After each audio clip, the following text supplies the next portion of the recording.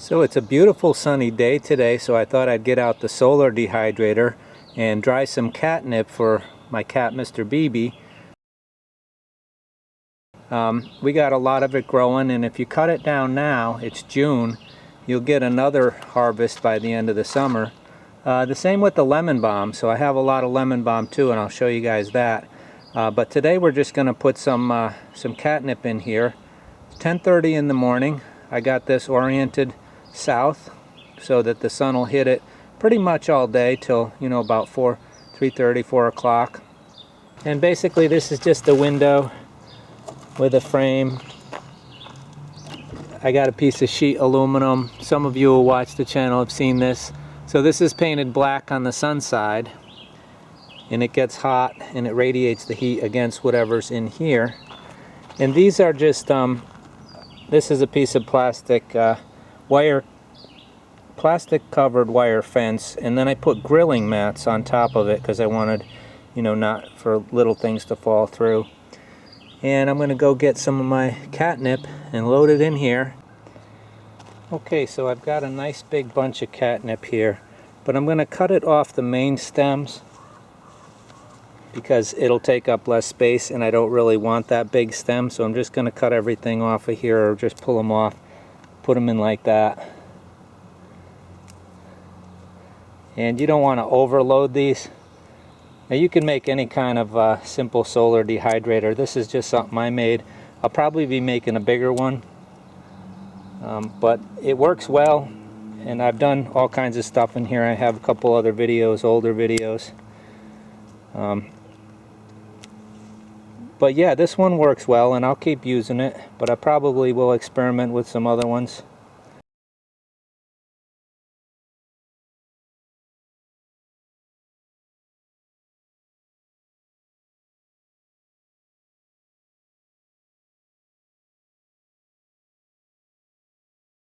So it's been about 2.5 hours since I put the catnip in. I couldn't find my regular thermometer. Anyway, this little strip down here. If I want the dehydrator hotter, I just put that on. But I already am running a little hot for herbs right now, which I could just prop the door open a little, I guess. Now I couldn't find my good thermometer, but I have a yogurt thermometer here, and it looks like we're up to 130, which is too hot for herbs, really. It shouldn't be that hot. I'm not going to worry about it because I'm just doing, you know, catnip for the cat. But that said, I still don't want to lose too many of those oils. So I may even prop up the door a little bit on that end. So, you know, with these homemade rigs, you got to improvise and learn ways around it. So I probably will just leave this. Maybe I'll stick a little something in here, a little piece of wood or something.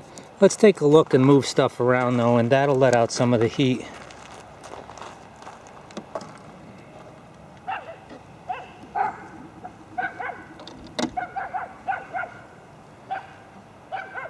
My dogs just came out and realized I was out here. Oh yeah, this is almost dry already. So I'm just gonna move some of this around, take some of this stuff that's up here, and just kind of move it around a little bit. Okay guys, so like I said, my temp was about 130. So what I did was I opened this up. I just took that little strip that I normally block half of this opening with, and I stuck it up here. So it's getting air in through this gap here where I can put my finger in, and that'll flow out the top. And that should bring the temp down. Work. Usually I want my temperatures up in the 130, you know, for doing tomatoes and stuff. So this is really a good unit for doing the fruits and stuff. And it is good for the herbs. We just have to give it more ventilation. So it's only been a few minutes, guys, and it went from 130 to 120. So I think we'll see another, you know, hopefully another 10 degrees. I'd like to be down to around the 100, 110 at the tops for herbs, because I don't want to lose too much of those essential oils that make the catnip smell so good. So it's 3 o'clock in the afternoon now. I'm going to check my temp. Yeah, I'm still at right about 120. So even with it open that much, it was still pretty hot in there. So I could have even opened it a little bit more, but you know, I'm not too critical on this, but I would have liked to dry it a little cooler. Of course, those temps are way up at the top, and you know, down in this area here it'll be a little lower, so probably it's not too bad. We're getting near dry. Most of the stuff up on the upper part is ready, it's dry. I'm trying to move some of the stuff that was down the lower part again. That's one thing with this kind of dehydrator, where it's set up to get the airflow with the, you know, I've got it lower at this end and higher at this end, so the heat is going to rise and go out the top. So the bottom area is always going to be cooler and less drying down there. So I'm going to really pile this all on the upper sheets, I think. So one thing I just realized, guys, is I use this stick to control the venting, and I just realized that if I move it up here, it gives me a bigger gap, so I can just move this up for more ventilation. So I did move it up, you know, I had it just down the bottom. So that was just something that I just figured out, so that's a good thing to know. You just move that up a little bit and it's going to increase that opening down the bottom here. Okay, I'm back out here checking again. It's about 4:30. We got a temperature of around 110, 115 maybe. Anyway, let's take a look. It's smelling good. I can smell catnip coming out of there. Let me raise this up.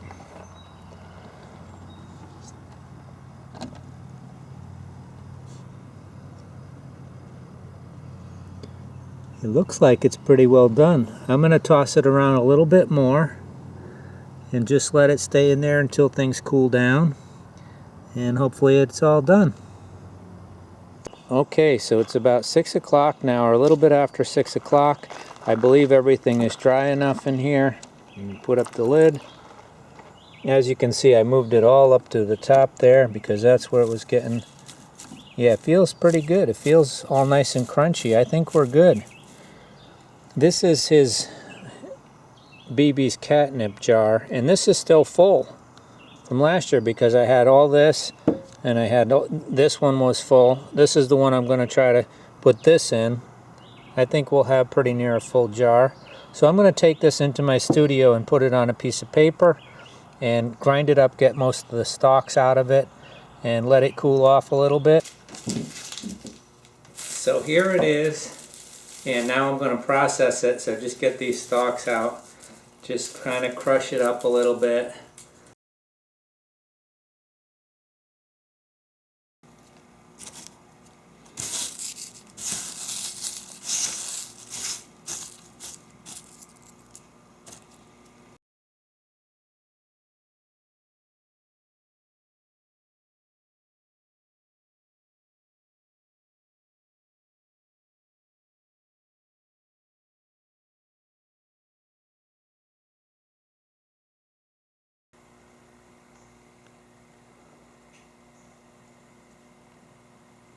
Some beautiful catnip.